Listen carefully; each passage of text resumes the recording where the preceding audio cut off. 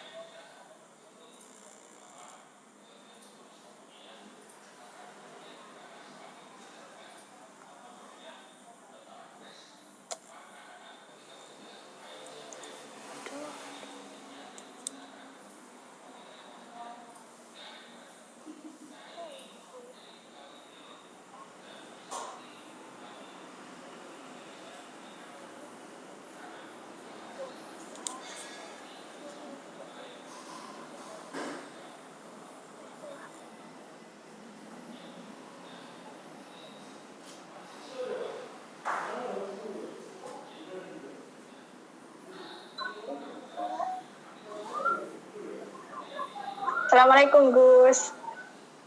Waalaikumsalam. Jelas ya? Sudah jelas nopo? Sudah. Nah ini nih. Gimana kabarnya Gus? Kabarnya gimana?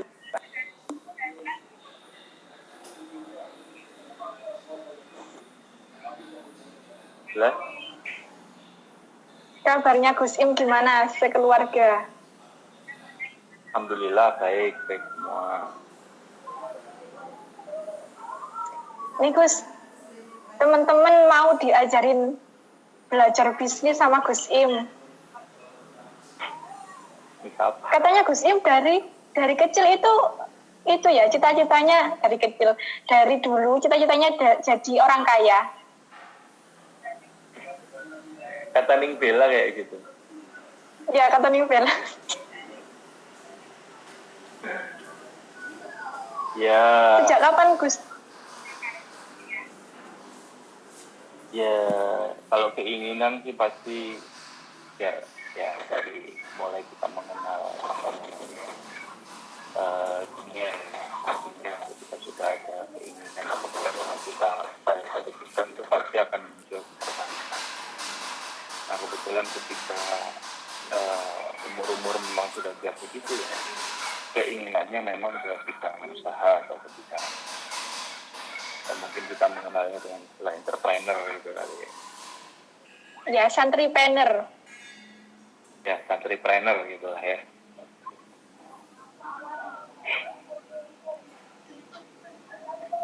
Dulu usaha pertama Gus Im apa ya? Dari mulai usia berapa, terus jatuh bangunnya itu gimana?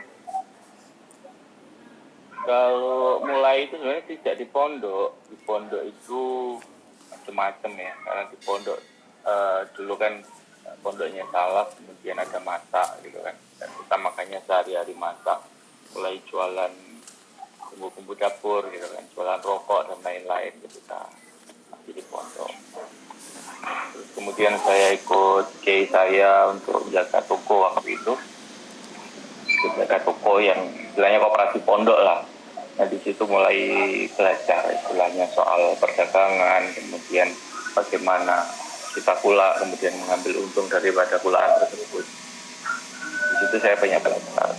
Kalau mulai bisnis pertama ya ketika Jogja, ketika kuliah kalau tidak salah semester 2 atau 3 mungkin ya. Semester 2 atau 3 itu sudah mulai merintis. Kok dapat banter sih? Merintis bisnis apa Gus? Kan mungkin awal-awal kemarin katanya laundry ya Gus? Ya, kalau pertama mengawali ya laundry itu apa namanya, kurang lebih semester 4 kalau nggak salah mulai mendirikan laundry itu. Awalnya sih cuma laundry keluhan biasa. Jelas nggak? Suara saya jelas nggak? Jelas. Awalnya Jatuh laundry bangunnya keluhan gimana? biasa. Awalnya laundry kiloan biasa. Kemudian saya waktu itu promo bahkan sampai ke asramanya anak-anak Himabu. Saya samperin, saya ambilin laundrynya satu-satu kiloannya gitu kan. Baju kotor-kotornya santri-santri Himabu itu saya ambil. Ini rek nyicinin aku. Itu Masih Gus banyak Im itu saksi hidupnya. bisnis sendirian itu. Dulu katanya sama Ustadz Ardi ya? Ya, Ustadz Ardi dulu bagian ini, nginjek-nginjek. Jadi ketika kita sudah main skala besar, kan kontrak sama hotel. Nah, itu yang dicuci itu spray gitu kan. Terus istilahnya sheet kalau di hotel itu, kemudian ada blanket, kemudian ada apa namanya, macam-macam lah. Pokoknya linen-linen hotel itu, anduk dan lain-lain. Nah, itu. Kemudian nyucinya kita selain pakai mesin, kita juga pakai rendeman kan gitu. Karena harus pakai pemutih gitu kan. Nah, itu Ustadz Ardi itu bagian ngita-ngita itu. Merendam itu kan sampai sikili rangen, nggak lama nggak kuat sikili gudikan lah gitu Ustadz Ardi. Hanya itu masih ada orang Itu Gus Im cuma berdua sama Ustadz Ardi? Nggak, kurang lebih ada karyawan sekitar 5 kalau nggak salah waktu itu. Kita tempat juga masih sewa kan kalau itu. Apa namanya, kalau dipikir-pikir ya semuanya serba kebetulan gitu kan. Kalau memulainya ini serba kebetulan, karena dulu saya pernah kerja di laundry namanya kalau nggak salah Sri Kandi laundrynya itu. Kemudian laundry ini tutup nih, tapi kebetulan nomor saya waktu itu masih biasa nganter ke hotel itu disimpan oleh salah satu housekeepingnya, kemudian akhirnya diberikan ke GM-nya. Saya masih ingat banget. GM-nya kemudian tiba-tiba nelpon saya, Mas ini laundry yang biasa apa namanya, telepon yang biasa laundryin kita ya. Oh iya Bu. Terus kemudian ibu-ibu itu nanya gimana kalau kita mau outsource semua laundryan hotel ini ke masnya, bisa apa enggak gitu. Saya kaget dong, kok iso gitu kan. Hotel sebesar itu namanya Hotel Sriwedari. Letaknya pas di depan Ambarukmo Plaza Yogyakarta itu. Nah, itu awalnya seperti itu. Jadi hotel besar kok bisa tiba-tiba ke saya. Saya bilang waktu itu padahal mesin pun nggak siap, tenaga pun nggak siap, tapi saya bilang bisa nggak Mas? Bisa, saya jawab begitu aja. Berarti mental ya? Belum tentu bisa. Ya, bayangkan sehari nyuci 300, kurang lebih 300 spray, dan itu harus selesai pagi ngambil, sorenya harus selesai ngirim ke hotel itu 300 sampai 500 spray dalam satu hari. Akhirnya itu berapa karyawan Gus? Waktu itu pernah sampai 12 karyawan. 12 karyawan termasuk Ustadz Ardi, ada teman saya yang satu kelas, mungkin kalau lihat di sini. Bukan satu kelas, ya, Gus? Satu kampus. Ya.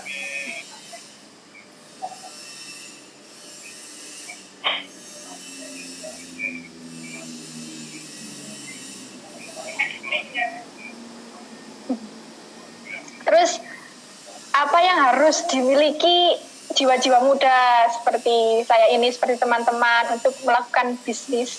Apa karakter yang harus kita miliki gitu Gus? Kalau bisnis itu, kalau prinsip saya just do it or nothing, lakukan saja. Kalau enggak ya nggak dapat apa-apa kan gitu. Jadi kalau bisnis modal yang pertama ya harus berani. Berani artinya berani dalam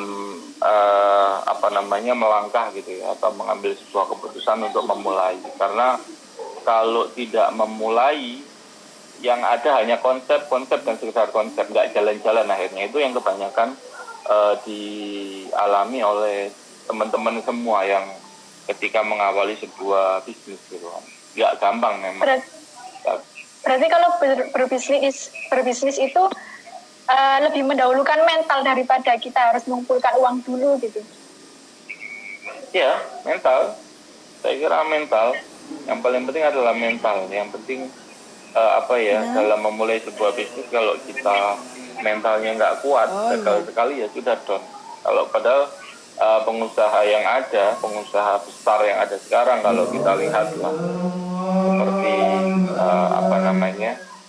Jack Ma itu dulu menawarkan produk atau menawarkan bisnisnya kepada hampir kurang lebih 30 sampai 40 perusahaan ditolak semua. Bahkan dia pernah kerja di satu tempat yang mungkin bagi kita pekerjaan rendahan gitu kan, tapi sekarang dia bisa menjadi salah satu orang yang terkaya di dunia karena kegigihan dan kemauan yang dimiliki. Lalu Gus, kalau modal itu gimana? Nah, kalau kita berbicara soal modal ya kan, kalau modal gini, kalau kita bisa mulai dari angka 4, kenapa harus mulai dari angka 0? Seperti itu. Seperti halnya kata Ninggela kemarin. Artinya apa? Artinya tidak semua kehidupan kita ini penuh drama gitu kan. Kita masih punya saudara yang baik, kita masih punya orang tua yang luar biasa mendukung kita, kita pasti punya sahabat-sahabat yang pastinya juga mendukung kita kan gitu. Jadi kalau kita sudah punya modal keluarga yang baik, orang tua yang baik kan gitu, kemudian teman-teman juga yang baik, ini modal kita sebenarnya sudah tidak mulai dari 0 lagi, tapi justru kita mulai dari angka 2, angka 3 ataupun angka 4 kan gitu. Kita bisa bekerja sama dengan teman kita. Kita punya konsep usaha, kita nggak punya uang. Teman kita punya modal, ya sudah, aku yang jalan usaha, kamu yang modalin gimana. Kalau itu bisa kita bicarakan, konsepnya ketemu, why not, kenapa enggak kan gitu.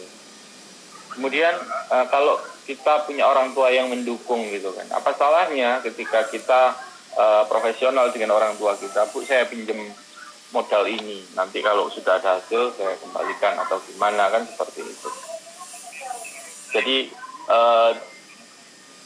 artinya hidup ini tidak sedrama yang kalau kalian lihat pengusaha-pengusaha di luar sana yang katanya jatuh bangun dan lain-lain, tidak sedrama itulah saya kira.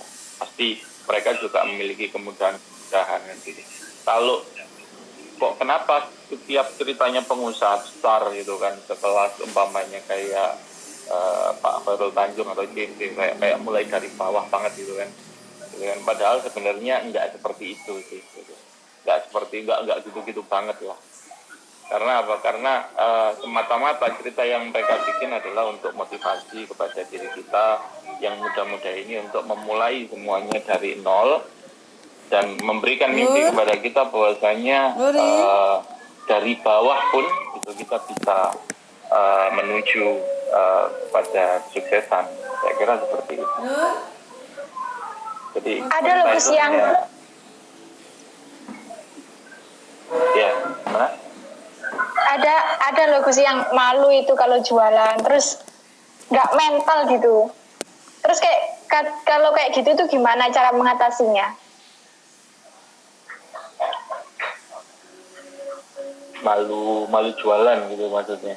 Iya, mental. Jadi apa karakter yang harus kita? Biasanya gini, malu jualan itu kalau tidak sesuai dengan bidangnya atau tidak sesuai dengan apa yang dia sukai. Makanya kalau saya sarankan, kalau kamu ingin memulai usaha, mulailah dari sesuatu yang kamu sukai, yang kamu cintai gitu. Umpamanya kamu suka di bidang fashion, tidak ada salahnya memulai usaha di bidang fashion. Pasti akan jauh lebih asik dan tidak membuat kamu sungkan atau malu menawarkan kepada orang lain ketika itu sesuai dengan passion atau bidang kamu gitu kan. Nah, contoh dari kecil saya suka otomotif gitu kan. Dari kecil saya suka otomotif. Boleh tanya ibu, boleh tanya apa. Saya bisa nyetir itu umur kelas 3 SD kalau nggak salah. Sudah bisa nyetir mobil. Kelas 3 SD, Masya Allah. Kelas 3 SD sudah bisa nyetir mobil. Kemudian suka melihat mobil itu suka gitu kan. Melihat kendaraan itu suka. Dari situ Abanas dulu kan pecinta mobil juga. Jadi Abanas itu punya mobil antik-antik, mulai Fiat, Hardtop, gitu kan. Nah, saya suka melihat dan mengamati, oh seperti ini. Betul, kesukaan itu ada gitu kan. Nah, kemudian ketika awal saya memulai usaha ini pun juga berangkat dari sesuatu yang saya suka kan gitu berarti. Jadi ketika kita memulai atau bahkan sampai berdarah-darah di dalamnya itu tidak akan terlalu terasa kalau kita suka di bidang tersebut. Tapi kalau kita sudah nggak suka gitu kan, jangan pernah memaksakan bidang yang nggak kamu suka kemudian kamu terjuni, karena bisnis itu harus dari hati. Kalau kamu mulai sesuatu yang dari tidak hal yang kamu suka, pasti kamu akan tidak pernah melakukannya dengan hati kan gitu. Jadi harus dengan hati.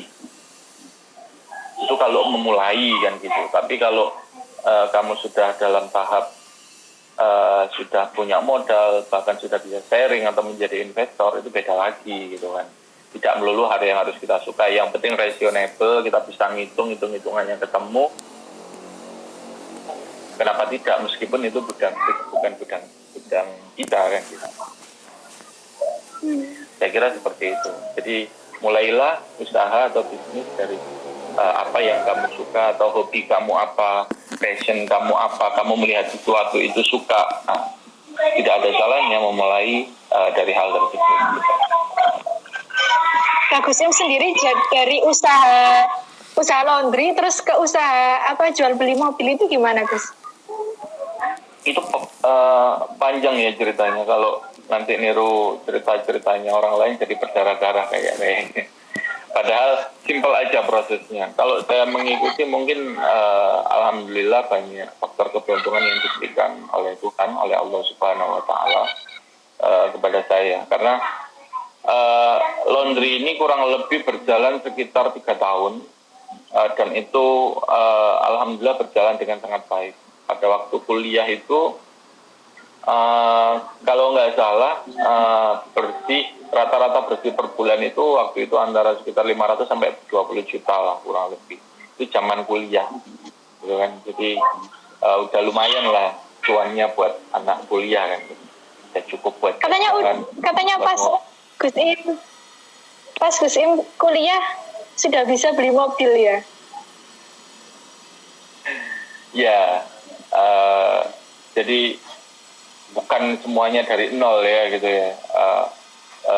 Ibu di sini juga banyak membantu saya. Jadi ibu bahkan ketika saya mengawali usaha itu disurvei sendiri waktu itu. Kemudian dipinjemi modal pertama itu ya dari ibu. Kalau nggak salah waktu itu 25 juta lah saya buat beli mesin dan lain-lain. Sampai akhirnya berkembang, sampai laundry itu punya kapasitas mesin yang mungkin kalau sekarang panjangnya segedenya Honda Jazz gitu lah ya. Mesin pengering yang besar banget yang sehari bisa ngeringin sampai 300 sampai 500 spray hotel gitu. Itu. Dan kalau mobil ya ketika semester 6 kalau nggak salah itu sudah bisa beli kendaraan sendiri. Kemudian wah, keren. Iya. 3 kendaraan waktu itu, jadi operasional laundry itu ada 2 kalau nggak salah. Waktu itu ada Cherry, ada satunya Verosa apa-apalah, kemudian satunya mobil pribadi. 3 lah kalau itu. Apa sih makna kekayaan bagi Gus Im itu? Makna kekayaan? Iya. Maksud kekayaan harta? Kekayaan gimana? Iya. Ya kekayaan dari berbisnis itu kan sekarang Gus Im sukses gitu, mungkin ada hikmahnya gitu, Gus. Kalau makna kekayaan adalah, kalau menurut saya ya sedikit atau banyak yang penting bisa membuat kamu tenang di dalam hati, bisa menikmati hidup. Menurut saya itu sudah sebuah kekayaan. Kalau bagi saya, karena saya tidak suka kerja kantoran, tidak suka kerja yang di timer, diatur oleh orang lain dan lain-lain, maka bagi saya kekayaan itu adalah ketika kita memiliki satu kebebasan untuk melakukan hal yang kita suka, untuk mengatur waktu kita sendiri kan gitu kan. Kita mau pokoknya saya sudah bahagia kalau hari ini saya bisa ngopi, bisa ketemu teman sambil bekerja dan lain-lain. Itu bagi saya sudah membahagiakan untuk saya. Oke. Terus Gus, bagaimana rasanya bisa membuka lapangan pekerjaan untuk orang lain, itu gimana? Suka dukanya pasti ada ya, suka dukanya seperti itu. Jadi mengelola SDM dengan orang yang banyak atau orang yang lebih dari satu itu tidak mudah, karena setiap kepala pasti memiliki keinginan yang berbeda.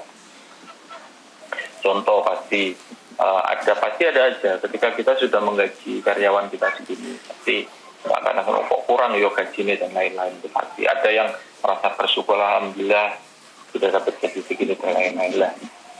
Bagaimana ketika kita menjadi seorang leader, menjadi seorang pemimpin di satu usaha yang kita bidangi, ini menjadikan orang-orang yang berbeda otak dan pemikirannya ini untuk menjadi satu, ini adalah satu tantangan tersendiri. Bagaimana kita bisa memanage orang banyak atau SDM yang banyak ini menjadi satu tujuan, merasa memiliki usaha yang kita bangun, kemudian menjadi bagian daripada usaha itu sendiri. Itu pasti butuh proses. Kalau bahagia ya senang karena bisa memberikan sumbangsih atau memberikan sumber nafkah kepada orang lain, itu yang pertama. Kemudian kita juga semakin banyak teman, banyak kawan. Kemudian ketika usaha kita bisa berkembang, itu juga senang. Jadi arti membangun usaha bagi saya adalah ketika bukan hanya bisa memberikan manfaat untuk diri kita sendiri, tapi kita bisa bermanfaat untuk orang lain. Sesuai dengan apa yang dikatakan oleh Rasulullah kan, khairun nas anfa'uhum linnas. Baik-baik manusia adalah manusia yang bisa memberikan manfaat kepada manusia yang lain. Saya kira seperti itu. Apa cerita yang paling pahit ketika Gus Im melakukan bisnis sejak dari dulu? Cerita yang paling pahit? Iya, apa Gus? Orang, uangnya dibawa lari orang. Sering Gus? Sering? Ya, berapa kali lah ada seperti itu. Bahkan di saat-saat saya awal menikah itu mungkin cobaannya ya luar biasa. Awal-awal menikah membangun mata autocare itu cobaannya juga lumayan besar. Oh, berarti yang bangun bengkel Mada Autocare itu Gus Im ya? Ya, dibantu sama Abah, sama Ibu juga. Jadi memang transisi saya ketika dari Jogja kemudian ke Jombang ini tidak mudah gitu kan. Karena dari usaha yang saya geluti di sana sudah berjalan, lalu harus karena satu tuntutan gitu kan, saya harus pulang. Mengawali di sini itu tidak mudah. Kemudian alhamdulillah difasilitasi oleh Abah dan Ibu, ada tanah di situ. Lalu kemudian kita sama-sama berpikir untuk membangun gitu kan. Dan ketika sudah ada bangunannya pun juga tidak mudah bagaimana menghidupkan usaha tersebut sesuai dengan apa yang kita harapkan. Itu tidak mudah. Awal menikah atau memang sebelum menikah ya, itu bahkan ketika pulang ke Jombang pun tidak punya uang. Terus gimana Gus pas waktu itu? Krisis ekonomi gitu. Ya kan karena habis menikah, kita bikin resepsi, kita banyak itu katanya pas tabungannya sendiri pas resepsi pernikahan. Ya, itu yang di Jakarta. kemudian ketika berangkat ke sini dalam kondisi yang ada masalah sama orang, kemudian ditipu sama orang, kurang lebih waktu itu apa ya, pokoknya tabungan saya dari selama di Jogja sampai pulang ke Jombang itu ya dibawa sama orang tersebut lah, kurang lebih nilainya 500 juta lah. Wow. Terus sekarang sampai nggak punya uang.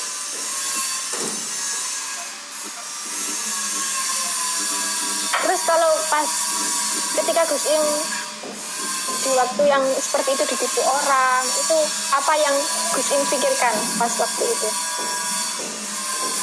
Down apa Saya gimana? sih, kalau down pasti bentar lah ya, pasti ada merasakan hal yang seperti itu. Tapi kalau menurut saya ketika sudah kita merasa umpamanya bukan hanya kita ditipu lah, pokoknya ada orang buat prestasi sama kita gitu. Ya kalau nagih ya pasti kita nagih, cuma jangan sampai waktu ini habis hanya untuk nagih aja. Harus tetap bergerak, harus tetap mikir bagaimana kita bisa bekerja dan menghasilkan uang, menghasilkan sesuatu gitu kan, daripada harus melulu merenungi apa yang sudah hilang kan, apa yang sudah hilang. Justru kalau kamu bekerja fokus aja terus, uang yang hilang itu pasti nanti juga akan tergantikan, akan kembali dengan yang akan diganti oleh Allah Taala. Saya kira kan seperti itu. Kalau nagih ya pasti nagih lah gitu. Apalagi kalau sudah kalian jadi pengusaha besar gitu. Di satu perusahaan itu ada bagian penagihannya, ada bagian ya seperti itulah. Jika kalian sudah masuk ke dunia seperti itu, maka welcome to the jungle. Jadi kalian harus memiliki mental yang lebih kuat, bahkan menghadapi hidup yang jauh lebih keras daripada yang sekedar kalian lihat di kehidupan kalian. Kamu akan ketemu sama orang yang mungkin punya preman, punya centeng dan lain-lain pasti ada. Berarti nomor satu itu kalau dalam bisnis itu mental ya tuh. Ya mental, saya kira itu yang paling penting adalah mental dan kemauan gitu kan. Tapi ada satu hal yang bagi saya itu adalah faktor X yang tidak dimiliki semua orang. Apa itu? Bagi saya dalam hidup itu ada faktor X yang tidak bisa dimiliki oleh semua orang, namanya faktor keberuntungan. Faktor keberuntungan. Jadi nggak semuanya memiliki keberuntungan itu. Nah, saya kira untuk memperoleh keberuntungan itu jalannya adalah bagaimana? Jalannya adalah minta kepada Allah Subhanahu Wa Taala kan. Kalau sudah ikhtiar, kalau sudah berusaha, ya tinggal kita tawakal itu ala Allah, berpasrah kepada Allah, minta kepada Allah supaya usaha kita ini diberikan kemudahan, diberikan kesuksesan. Jadi harus imbang antara usaha kita dengan tawakal kita kepada Allah. Toh semangat yang sudah ditularkan oleh Rasulullah Shallallahu Alaihi Wasallam kepada kita dan juga sudah jelas dalam sunnahnya, dalam hidupnya. Rasul itu dalam kesehariannya sudah mencontohkan bahwasanya dia adalah jadi seorang pedagang, ya kan? Dalam hadisnya juga jelas Rasulullah Shallallahu Alaihi Wasallam bersabda, "Alaikum bit-tijarah, fa inna fiha tis'ata asyara rizq." 9 dari 10 pintu rezeki itu tempatnya di tijarah. Tijarah itu artinya apa? Kalau kamu nyari di kamus mungkin artinya dagang gitu ya, dagang atau usaha atau bisnis, atau kalau diterjemahkan dengan istilah sekarang entrepreneurship gitu. Bisa usaha dagang, bisa usaha jasa, bisa usaha jual beli, bisa usaha sewa menyewa dan lain-lain. Itu yang saya pahami lingkupnya tijarah. Bagaimana apa yang dikatakan oleh Rasulullah SAW. Jadi bayangin 9 dari 10 pintu rezeki itu tempatnya di tijarah. Jadi masih banyak banget kesempatan yang bisa kalian dapatkan di lingkup entrepreneur atau di lingkup usaha atau bisnis. Itu nganter Karena bisnis ini satu hal yang gampang. Ketika ada orang yang sukses, tinggal kamu lihat caranya, kamu duplikasi bagaimana orang tersebut caranya bisa sukses. Insya Allah kamu bisa sukses. Insya Allah kamu akan bisa seperti orang tersebut. Sekarang kan gampang gitu ya. Era sekarang udah era digital, gitu kan? Sudah era digital, kita bisa melihat kesempatan ini dari dunia digital atau marketplace itu sudah gampang. Nggak usaha sekarang pun nggak perlu modal pun juga bisa, ya kan, kayak ribu uang ini, dropship, ya kan, dropshipin aja. Jadi kita beli barang di orang lain tanpa harus kita mendapatkan barang tersebut, tinggal kita transfer, kirim ke orang yang beli tanpa barang kita pegang pun sudah bisa hari. Jadi semakin banyak saya kira kesempatan bagi kalian, terutama di era digital marketing saat ini. Saya kira seperti itu. Ini berarti anak-anak bisa mengakses caranya Gus Im mengatur waktu antara bisnis dan organisasi. Kan sekarang Gus Im itu jadi kemarin jadi ketua PAC Ansor, terus boleh ya, tapi kan jadi bendahara PC Ansor sama misi pengajian itu gimana Gus caranya mengisi mengatur waktu biar terbagi semuanya. Jadi pakai IG-nya saya. Kalau bagaimana mengatur waktu, selain yang namanya kita beraktivitas harus punya schedule aja. Berapa jam kita bekerja, kemudian kapan jam kita untuk meluangkan waktu kita untuk mengabdi kepada organisasi, khususnya Nahdlatul Ulama dan pakem-pakemnya. Karena kita ini lahir dari rahimnya NU, kita lahir dari nama besar NU. Jadi jangan lupa jika kita sudah kita menjadi orang, jangan lupa murid-murid di NU, jangan lupa murid-murid di panemnya NU, Muslimat, Ansor, dan lain-lain. Itu saya kira. Kalau untuk membagi waktunya ya jam kerja kita bisa harus nggak buka HP-nya Abah nggak punya Instagram. Setiap hari kita punya jam kerja yang baik. Kemudian kalau organisasi ya sudah, tapi kita harus meluangkan waktu kita untuk organisasi tersebut supaya tetap jalan antara usaha, antara ngaji sama organisasi. Ini kok gerak-gerak ini apa Gus ini? Wifi-nya sana. Terus apa Gus? Mungkin Gus Im ada pesan buat teman-teman yang ingin memulai bisnis atau mandiri di usia muda itu gimana? Apa yang harus kita lakukan? Gus Im kan pakai wifi-nya mandiri di usia muda itu bagi saya kalau hari ini itu sudah satu keharusan, karena hari ini eranya adalah era digital. Hari ini eranya adalah era yang jauh lebih cepat daripada era-era sebelum kita. Jadi perkembangan teknologi itu juga akan semakin, selain mempermudah kita, juga akan mempersulit kita kalau kita tidak bisa mengikuti perkembangan teknologi. Jadi yang pertama yang kita tanamkan adalah diniati bahwasanya ketika kita kuliah, kalau bisa sudah mulai merintis satu bidang usaha ketika kita kuliah. Tapi kalau jangan dipaksakan, ketika kalian tidak bakat menjadi pengusaha, kemudian kalian paksakan menjadi pengusaha juga tidak baik gitu. Kalau contohnya ada orang yang punya passionnya di akademisi, kan gitu. Maka tatalah hidup kalian sesuai dengan passion kalian. Jangan sampai hal yang nggak kamu suka kalian paksakan gitu. Ya, contoh kalau kamu punya pengetahuan yang bagus, otak yang bagus, jadi nalar yang bagus, kemudian pendidikan yang bagus, tidak ada salahnya juga kalian menjadi akademisi, jadi dosen, jadi doktor, jadi profesor, jadi peneliti, dan lain-lain. Itu hal yang baik gitu. Saya bilang profesi yang lain selain tijarah, selain dagang pun juga bagus gitu kan. Juga bagus. Cuma kalau memang kalian punya potensi di dagang, punya potensi di usaha, kenapa kalian tidak mengembangkannya? Gitu. Meskipun kalian tidak punya passion yang lain, contoh sekarang guru-guru juga banyak yang dagang kok, ya kan? Guru-guru, kemudian pegawai negeri, PNS pun juga banyak yang dagang. Guru pabrik juga banyak yang melakukan perdagangan. Jadi meskipun kita sudah punya profesi yang sesuai dengan passion kita, kalau kita punya bakat dalam perdagangan, kenapa tidak? Saya kira seperti itu. Jadi yang pertama kalau mau usaha dimulai sejak muda ya, kamu harus mulai sedini mungkin.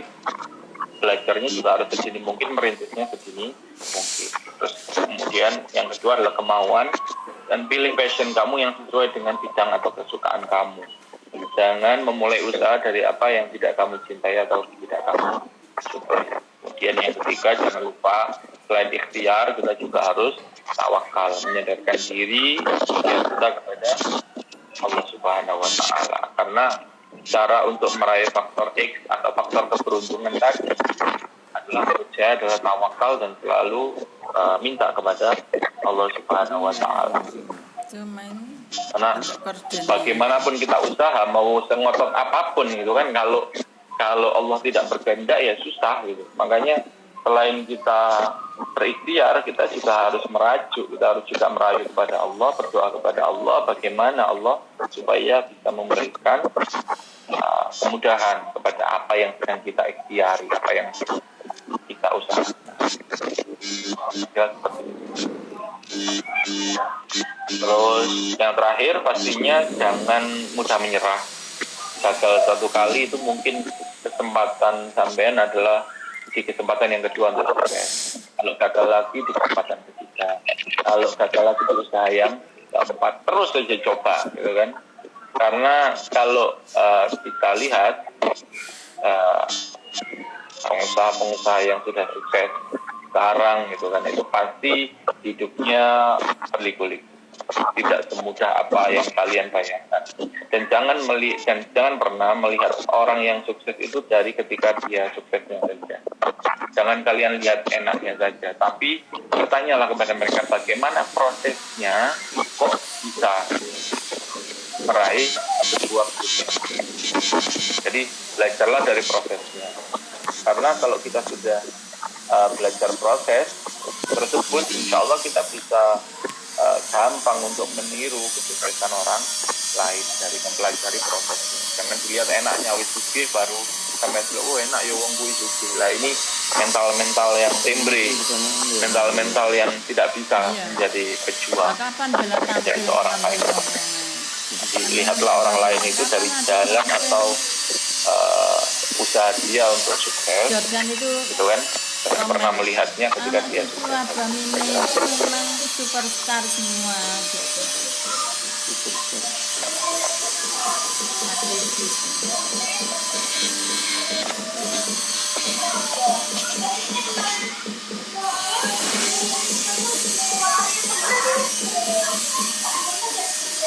Suaranya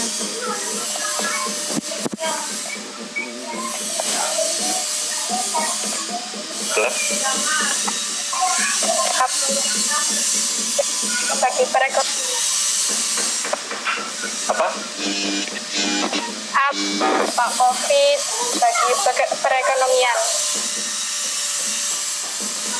Dampaknya COVID bagi perekonomian. Kalau dampaknya ya banyak banget. Kita lihat hari ini, mungkin kalau seusia sampean tidak bisa terlalu merasakan. Jelas nggak? Suara saya. Jelas. Kalau dampaknya COVID pasti kita rasakan semuanya. Apalagi pengusaha-pengusaha yang bidangnya itu bidang yang terdampak, seperti halnya saya ya, bidang otomotif ini terdampak banget gitu kan. Hari ini orang lebih mikir beli sembako, beli makan daripada harus beli mobil gitu, pasti terdampak. Kemudian usaha-usaha yang lain, contoh jasa rental mobil ini hancur. Banyak teman-teman saya nggak bisa ngatur mobil karena terdampak COVID-19, PSBB dan lain-lain di mana-mana. Kemudian jualan baju, jualan jam tangan dan lain-lain pasti turun semua. Itu dampaknya COVID memang sangat luar biasa kita rasakan. Tetapi kalau saya kemarin juga sempat drop, nggak kerja beberapa minggu gitu kan. Tapi setelah kemudian saya amati sambil belajar, mempelajari pasar, akhirnya saya coba dengan sistem yang baru, sistem jualan dengan cara yang baru, dan alhamdulillah ternyata masih bisa berjalan meskipun hasilnya tidak seperti halnya bulan-bulan biasa sebelum adanya COVID-19. Dan alhamdulillah dari dampak COVID atau selama lockdown ini kemudian saya banyak berpikir, ketemu teman-teman baru juga, sharing, artinya ditemukan dengan orang-orang baru, dan alhamdulillah sekarang juga sudah mulai merintis usaha yang berhubungannya dengan digital marketing. Jadi online aja. Dampaknya sangat besar sekali ya, Gus ya? Besar sekali banget. Ibaratnya kalau kita bicara nominal ya, umpamanya selama sebulan yang kemarin memiliki keuntungan umpamanya 150 juta lah. Oke. Ini dropnya bisa sampai hanya 25-30 juta. Jadi sekitar 75% ya, Gus? Bahkan 90%.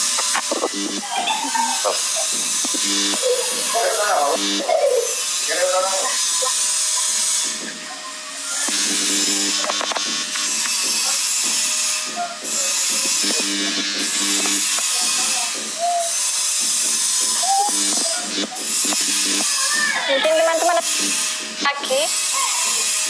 Kenapa? Ini dari teman-teman ada yang ditanyakan. Mungkin sudah menyiapkan. Dari tadi banyak yang nanya tapi nggak ditanyakan. Saya melihat komen.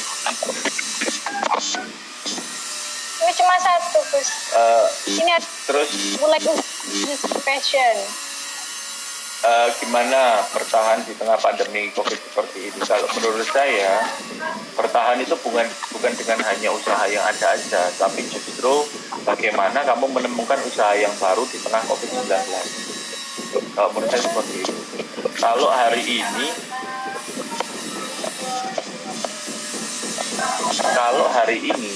hari ini gitu ya, usaha kita sangat terdampak atau bahkan mati, jangan menyerah dalam satu hal tersebut. Coba cari peluang yang lain atau usaha yang lain dengan modal yang masih kamu miliki. Karena kalau kita tidak bergerak atau tidak move on dari satu titik, pasti akan tambah hancur kita. Ini yang saya alami gitu ya. Saya menemukan teman-teman dengan bikin usaha baru ini, bikin perusahaan baru di digital marketing ini juga ketika COVID-19. Alhamdulillah kita coba selama 2 minggu kemarin, bagus, akhirnya kita terjun ya sudah. Akhirnya bikin kerjasama perusahaan di Ini ada yang tanya, Gus. Jenengan tadi menyampaikan bahwa manajemen sumber daya manusia dalam sebuah bisnis itu penting untuk membuat isi kepala beberapa orang tersebut satu tujuan. Kalau, itu dengan beberapa cara tertentu, itu gimana? Nah, kalau dari pengalaman jenis metodenya itu gimana? Menyatukan seluruh kepala rekan kerja itu gimana? Metode dari Gus Im sendiri. dalam setiap bidang itu pasti berbeda. Dari usaha saya yang satu caranya juga berbeda, yang satunya lagi pun juga berbeda. Jadi kalau kita jadi pengusaha, kita harus paham karakteristik usaha yang benar-benar teliti, termasuk SDM yang ada di dalam, karena pasti berbeda-beda. Kalau kita bikin usaha yang sifatnya jasa seperti yang cuci mobil dan lain-lain, pasti kan secara SDM berbeda dengan kita bikin digital marketing gitu kan. Jadi perlakuannya pun juga harus berbeda. Nah, kalau kita jadi leader atau pemimpin di satu usaha, pastinya juga harus mau mendengarkan saran dan masukan-masukan yang diberikan oleh karyawan kita. Jadi harus sering-sering sharing dengan yang membantu kita, paling tidak perwakilan dari mereka. Kalau apa yang kesulitan yang kita alami, ada masalah apa kan. Masalah itu pasti ada. Saya berkali-kali mengalami masalah atau kesulitan di dalam menjalankan usaha itu pasti ada. Tapi makanya yang paling penting adalah sharing itu tadi dengan karyawan-karyawan kita atau dengan yang membantu kita dalam usaha tersebut. Gitu. Selain itu, meeting point itu artinya untuk menentukan hal apa yang atau solusi apa yang harus kita lakukan setelah ada satu masalah atau menyikapi untuk satu masalah. Nah, jadi isinya otak mereka, termasuk isi kepala saya yang berbeda dengan mereka, itu bisa kita satukan dengan cara sharing dan meeting point tersebut.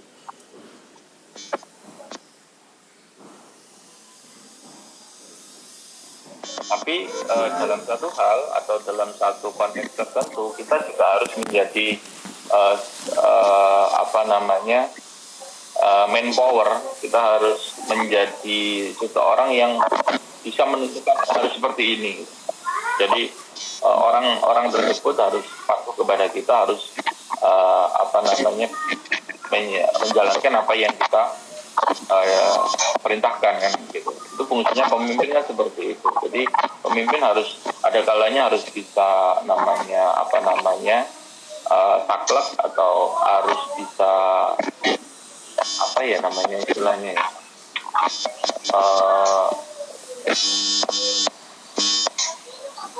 kalau memutuskan sesuatu itu ya harus A kan, karena kalau tidak semua hal bisa diputuskan bersama-sama. Kadang kita harus memutuskannya sendiri untuk kebaikan bersama. Tapi kalau memang yang membutuhkan musyawarah, membutuhkan diskusi dengan karyawan-karyawan kita, seperti halnya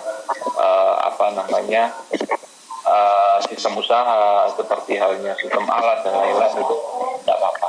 Tapi kalau main yang itu adanya di otak kita, ya harus kita sendiri yang menentukan. Jangan sampai ditekan oleh orang lain atau malah menjadi gak karu-karuan, carut-marut nanti kalau masih oleh orang lain. Seperti ini Ning Bella tanya, kadang godaan kita itu lifestyle. Gimana caranya menakar diri agar nggak memaksakan diri, ataukah standar lifestyle yang tinggi bisa jadi motivasi untuk meningkatkan pendapatan?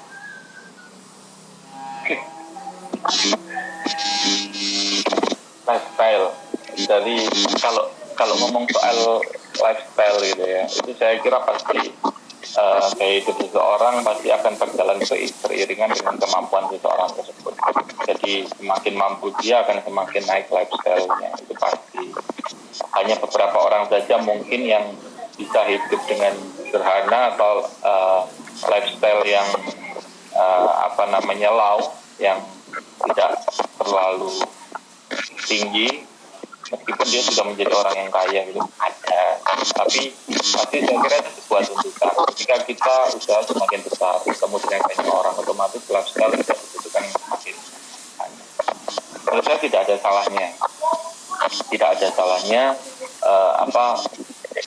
kita memiliki lifestyle, karena gaya hidup itu atau istilahnya gaya di dalam hidup itu juga sesuatu yang perlu ketika kita memiliki sebuah usaha.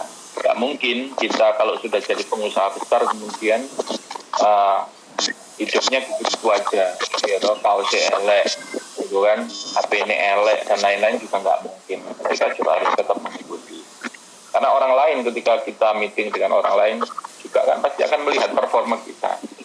Ini ngajak kerjasama nih orang, tapi kok kaosnya kok elek kayak gini, kayak gak ganti setahun kan gitu. Ini kok kayak ini kan.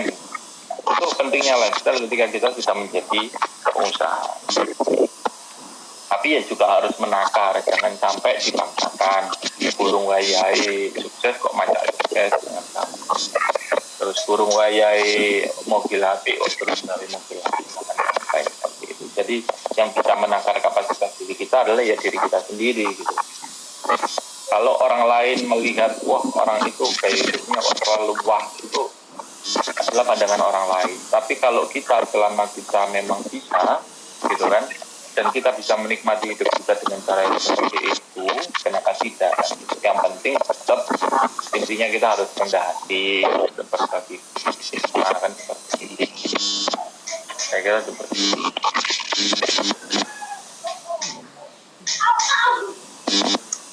Ada mungkin dari teman-teman ada yang bertanya lagi.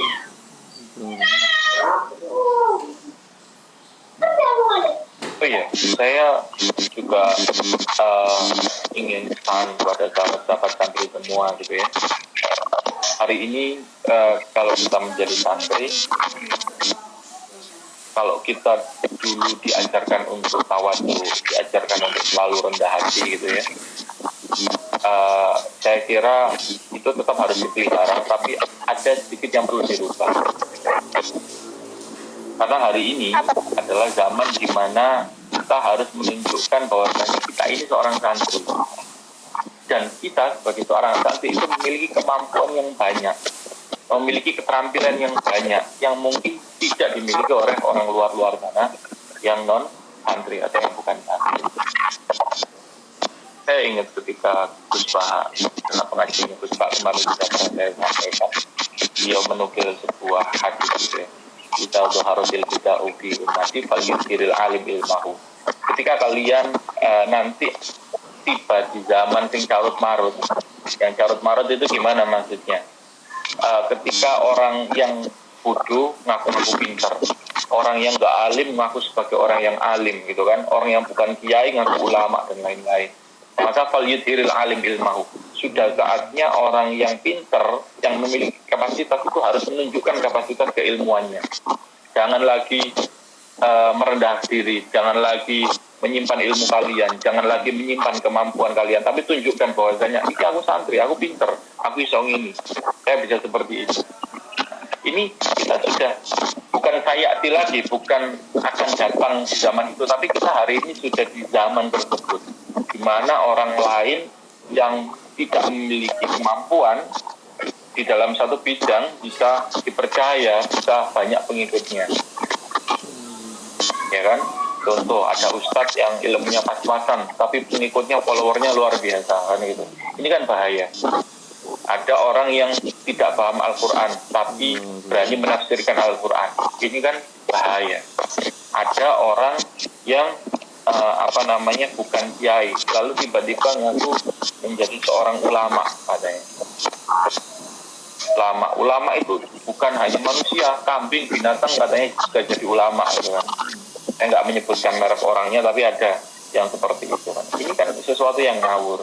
Maka falyudhiril alim ilmahu. Sekarang orang yang alim sudah saatnya untuk menunjukkan kemampuan kamu, kealiman kamu, khususnya bagi para santri.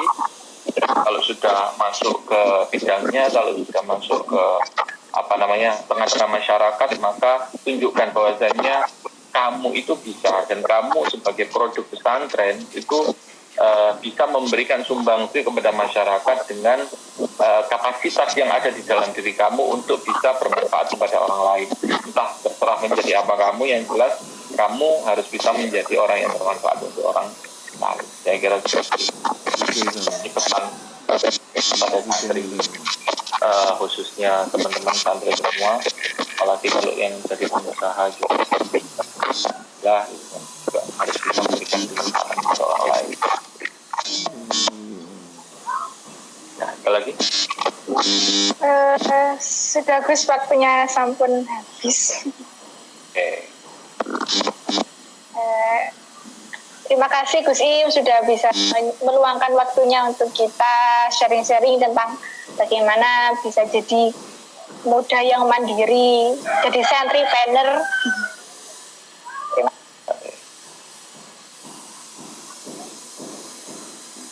Semoga sukses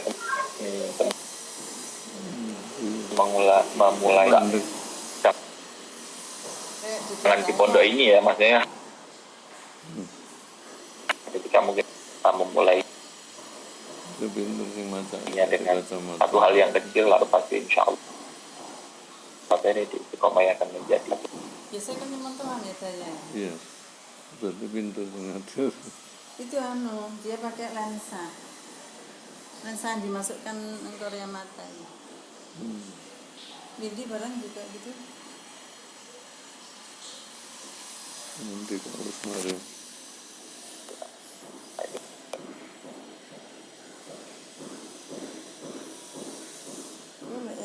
Boleh iki ya. Apa duwe bisa diakses banyak.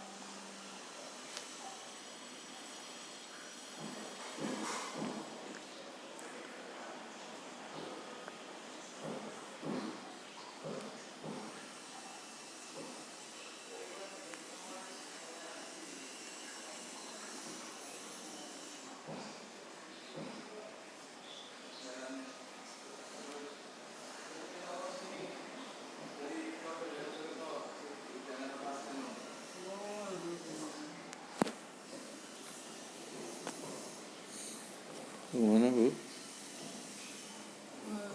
Belanja sayur.